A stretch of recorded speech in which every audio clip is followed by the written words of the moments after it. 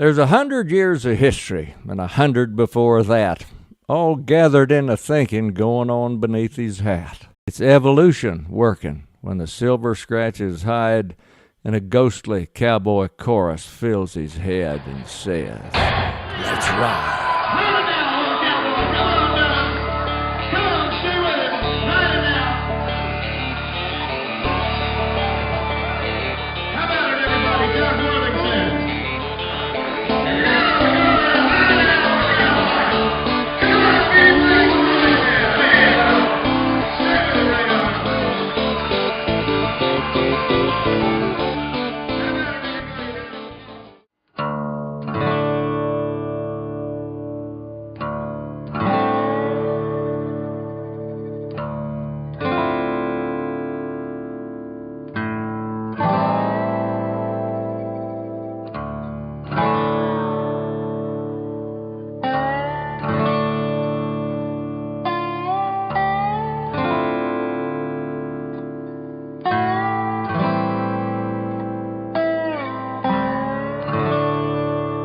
Rodeo started off as a ranch competition between two outfits, and then they increased the tree more and the number kept going up. Bull riding, to get over there, and it was a dare to get these young cowboys to get on this bucking a wild bull, and that's how bull riding started.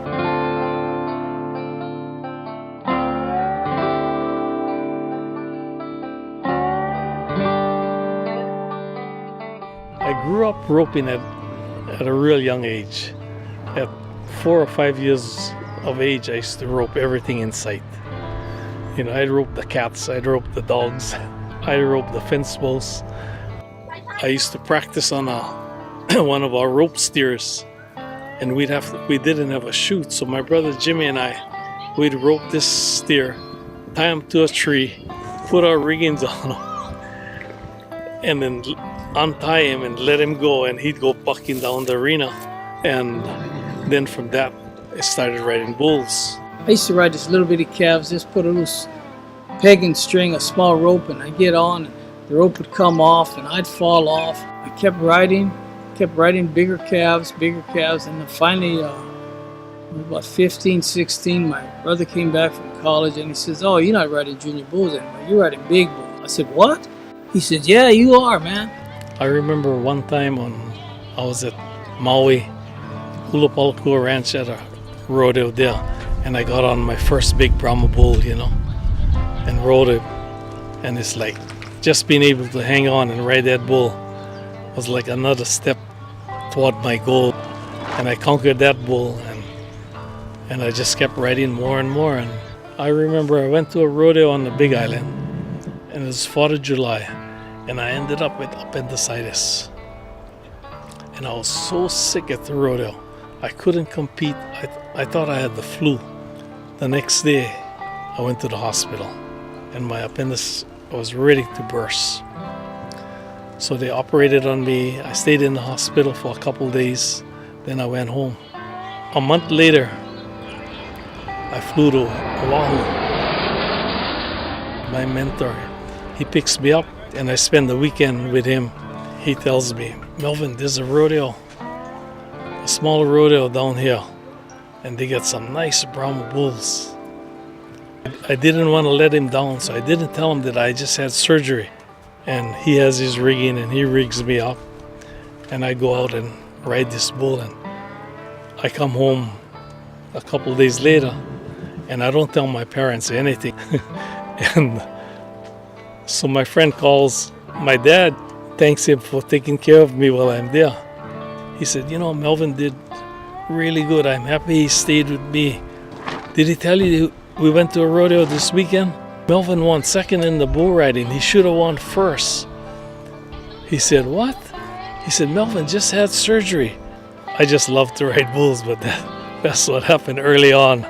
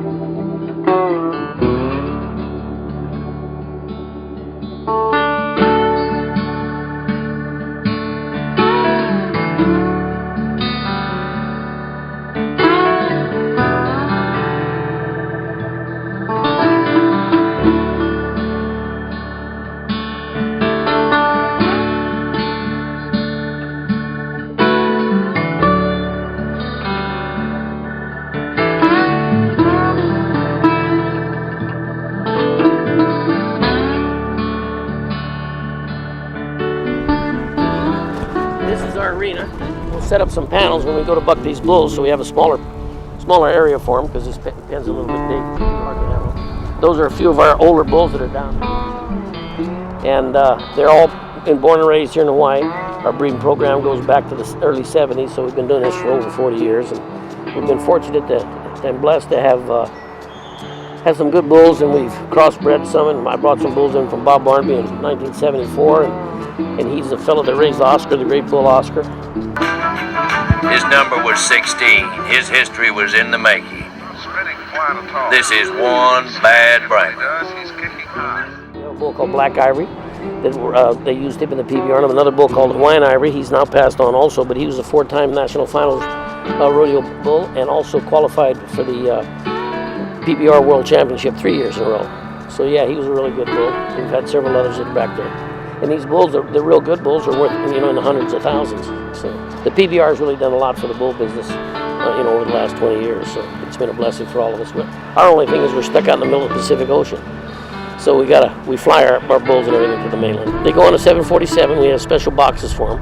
They're only on that plane for about 5.5 hours. So it works out pretty good. We fly them into LA. And then they go from, we van them or truck them wherever they got to go from there. As you notice, all these pens are all of pipe and steel, and we build everything so that it's safe for the livestock, safe for the cowboys. Some of those bulls are, at 4-year-olds, they qualify for the Classics, which is a competition for bucking bulls on the mainland. You want a bull that's very athletic, and that's what we've bred for over the years, and that's got a lot of athletic ability. You want to be able to get off the ground, jump, kick over his head, and turn back out, not too far out of the chute. They just want to buck. It's a natural instinct for an animal that's a prey animal, like these animals are, like horses and cattle. Because like if a mountain lion jumped on their back, they'd want to buck that mountain lion off, right? To keep him from eating them.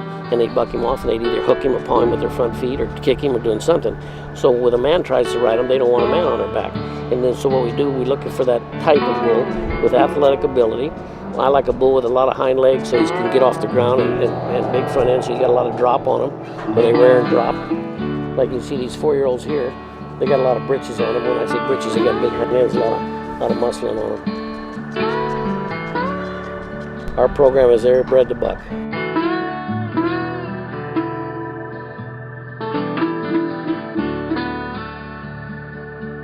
This is a painting done by Patrick Chingman. This is the great bull we had called Rocky, which kind of everything started from him.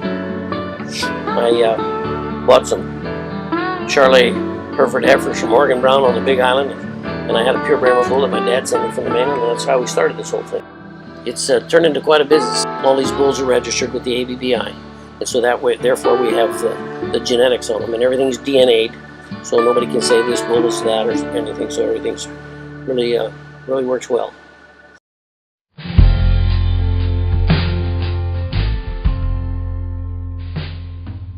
Shalane came here that year with Tough. It was a rodeo we were putting on for Abilitat. And Lane was just a really pleasant young man to be around, and just a real personable young man, and definitely obviously one of the best bull riders.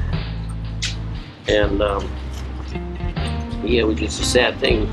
And it was good because after he got hurt, that's when Cody Lambert designed the protected vest, which has really saved a lot of serious injuries and possible deaths. It was also the time that they almost ran the entire herd of bulls through the fence.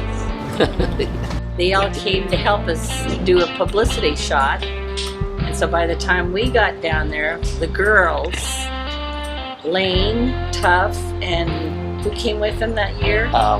The clown. Leon Coffey. Leon Coffey. They had the bulls all the way up on the top fence, headed to a corner where the gate was closed. And they didn't know where, and the trouble was they didn't know where the fence was. They didn't know where we were supposed to be taking them to begin with. So Lane's up on the side of the hill, and he looks at me and he says, "Where are we supposed to go?" And I looked at him and I said, "I don't know, you're the world champ, you tell me."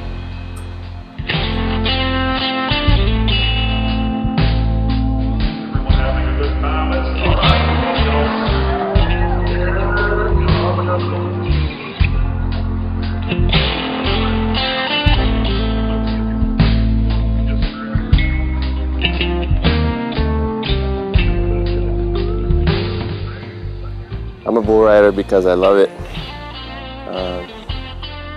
If anyone could take the feeling of being 90 points and having a heck of a ride and bottle that and sell it, they'd be a millionaire, a billionaire even.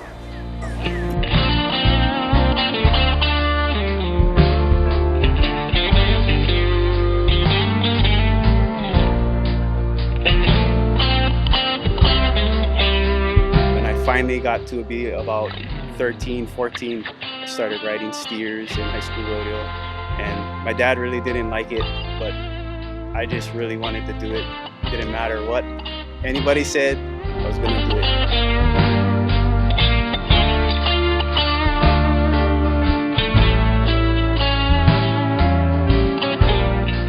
My mom didn't want me riding. She was like, "You're gonna get hurt." And my uncle was like, "You can get hurt in any sport, so let him ride." So after I made my 8-second ride, I told my mom, "Look, I can do it."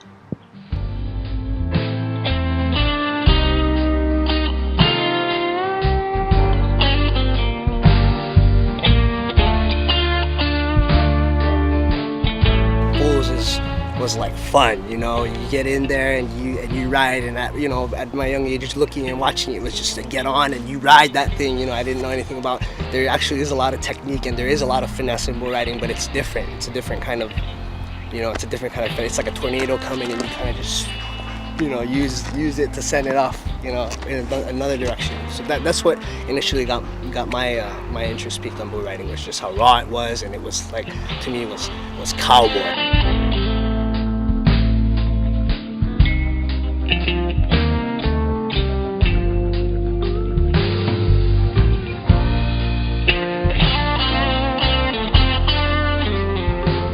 To be a bull rider, you definitely have to have it in you. You can't wake up someday and say, "I'm going to be a bull rider."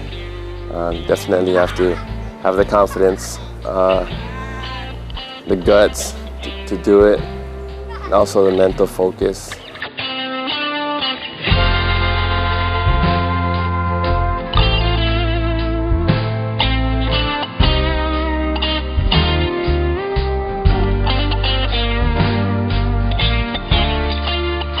You got to keep thinking, because if you don't, then you end up getting bucked off. And what I love about that is, in life, you have to think clearly and you need to be focused on what you're doing. Yeah? So bull riding really makes you pay attention to detail. It makes you take a lot of time to prepare for what you're going to do. And with that comes discipline and responsibilities that you have to take care of,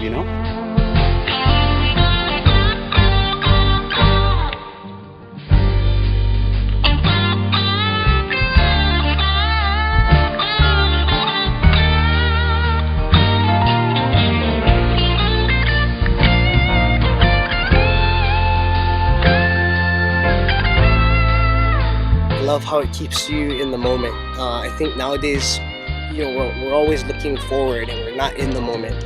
We're taking pictures of what we're doing and where we are, and not thinking about and being in where we are. And bull riding it's jump for jump. If you're thinking, oh, he's gonna go this way, he might not go that way, so you have to be in the moment and paying attention to now and putting 100% of myself to this 1 second, then the next second, then the next second, not getting ahead of myself.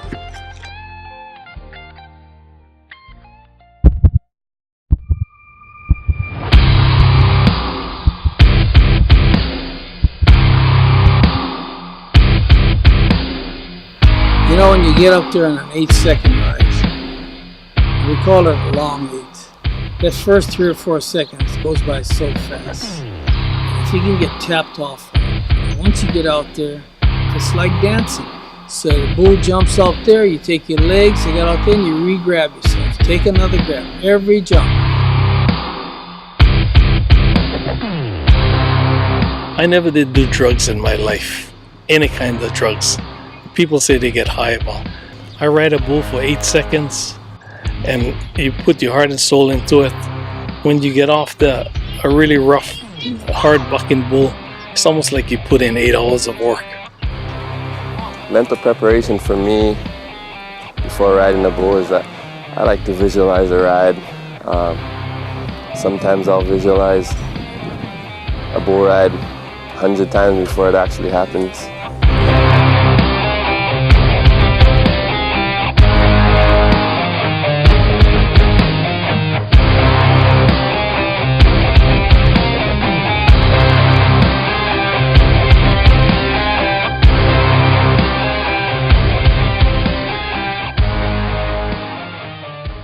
I want my spurs to be tight. I want my vest, my mouthpiece, you know. So once you got all that done, then you get up there on the chute, your bull is loaded, somebody puts a flank on it, then they help you put your rope on, get over there, you grab your tail, pass it to the guy that's gonna pull your rope, you kind of slide down on your bull with both your legs on the side of him, and get down on him, and right about that time is when stuff starts getting exciting, you know. Get your rope where you want it, get your hand in your handhold, and you just pull that rope, slide and ride. Slide and ride is get up on your rope and call for the gate.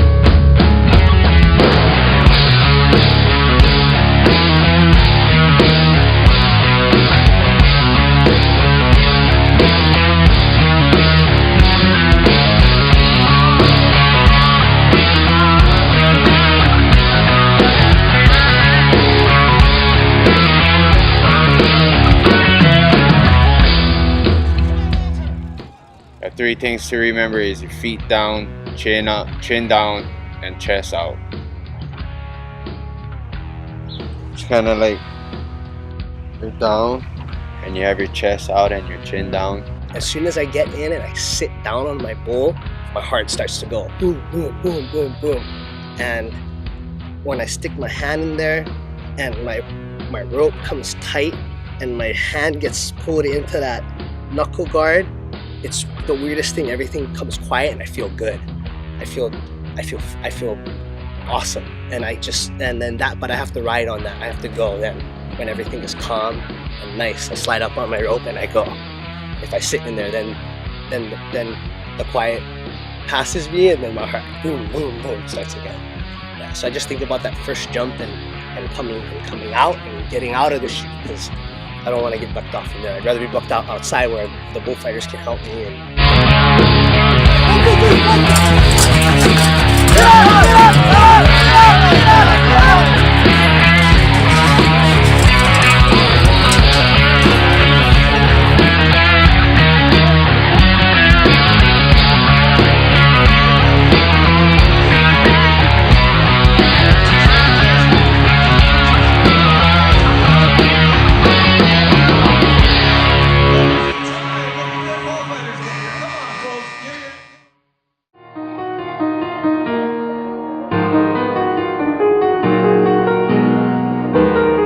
Most dangerous part of bull riding, I've seen it done. A lot of people, when they start to fall off a bull, they keep hanging on the bull. If you're not tapped off right, you think you're gonna fall. It's better to discharge yourself off and away from the bull, and to keep rolling at the side of the bull, and finally they find themselves right underneath the bull. That's a very, very bad position to be in. If I'm riding rank bulls, I want to make sure I get a good bullfighter.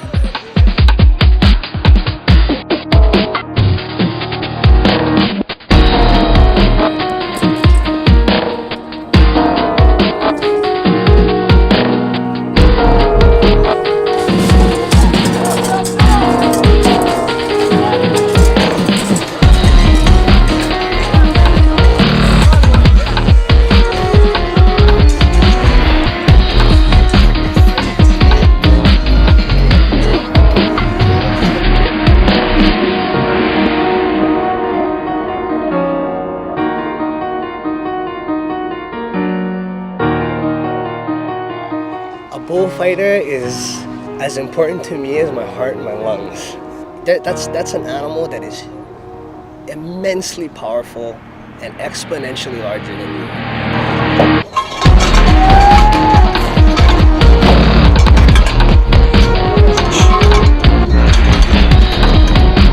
Bullfighter, my job is just to distract the bull when the bull rider gets bucked off, so that I become an easier target for him than the bull rider. It gives him a chance to get out of the arena. Let go, let go.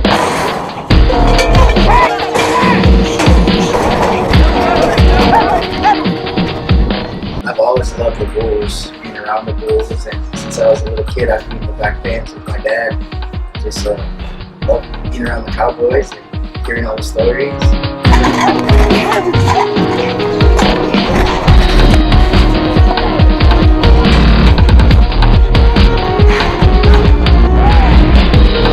So a lot of it is just instinct and reaction as it happens, because it happens so fast that you don't really have time to think about it. You gotta have a game plan going into it, and you kind of have an idea of how the bulls are, what they're gonna do. So you kind of have a game plan, but it doesn't always work out like it's supposed to. You just have to react.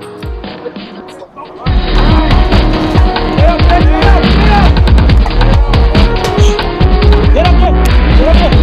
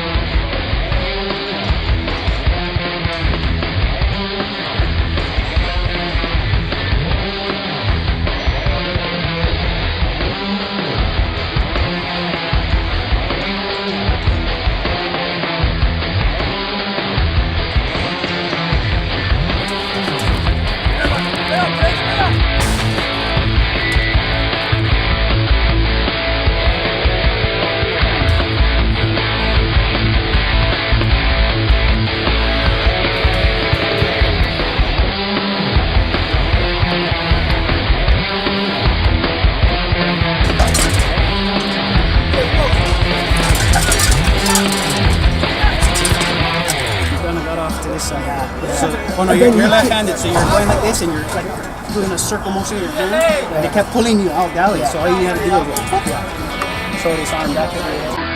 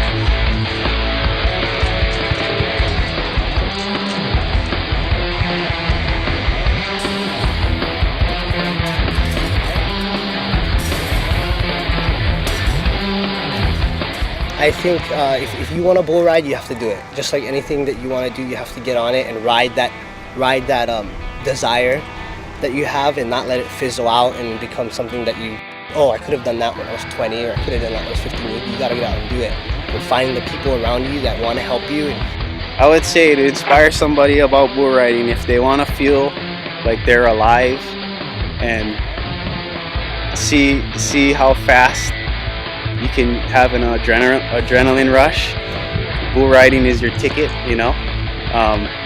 If you have some problems in your life and you know you need to just have a have a big blast one time, get on a bull, you know. It'll help you with everything. Life problems, getting your act together, you know, showing you where you're at in your bull riding. It's just a really fun thing to do if you have the heart to do it. Yeah, I'm telling my kids, just ride tough. Get out there. You know, you love the sport, ride. So all you can do is help them out. When you fear pain, you waste too much time. Yeah, there's too much in life to do.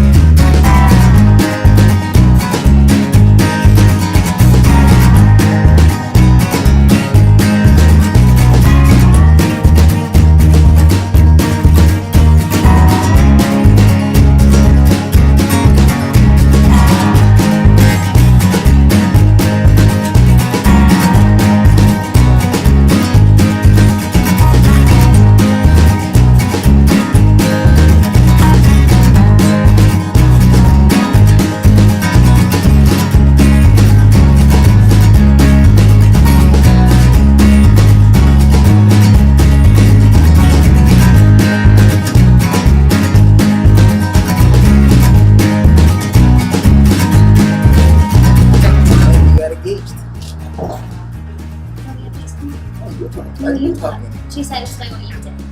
Okay. I'm closed. I got it.